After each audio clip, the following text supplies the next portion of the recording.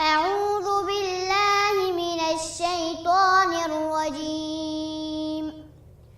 بسم الله الرحمن الرحيم. يا أيها المزمل قم الليل إلا قليلا نصفه أو انقص منه قليلا أو زد عليه ورتل القرآن ترتيلا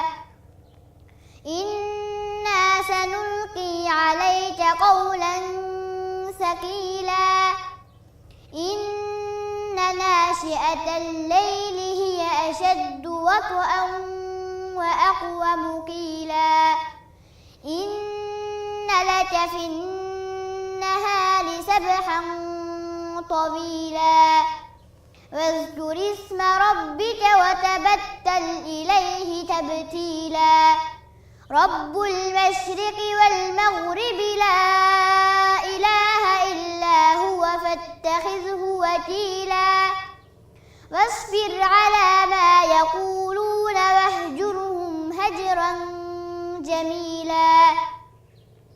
وذرني والمكذبين أولي النعمة ومهلهم قليلا إن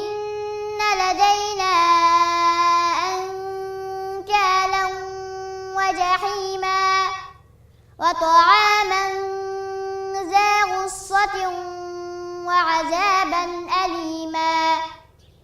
يوم ترجف الأرض والجبال وكانت الجبال كثيبا مهيلا إنا أرسلنا إليكم رسولا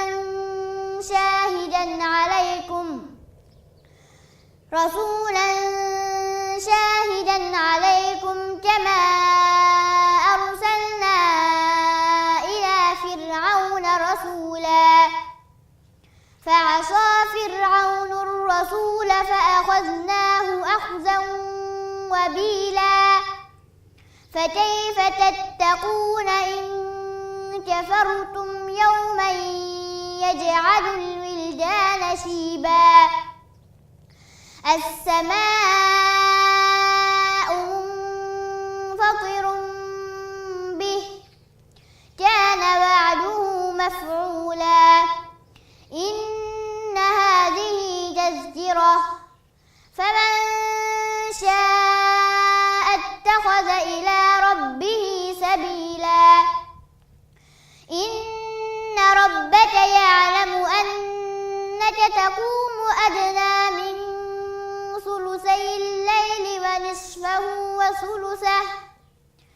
ونصفه وثلثه وطائفة من الذين معك والله يقدر الليل والنهار علم أن لن تحصوه فتاب عليكم فاقرؤوا ما تيسر من القرآن علم أن سيكون منكم مرضى وآخرون يضربون في الأرض يبتغون من فضل الله وآخرون يقاتلون في سبيل الله فاقرؤوا ما تيسر منه وأقيموا الصلاة وآتوا الزكاة وأقرضوا الله قرضا حسنا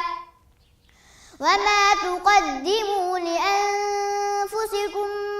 من خير تجدوه عند الله هو خيرا وأعظم أجرا واستغفروا الله إن الله غفور رحيم.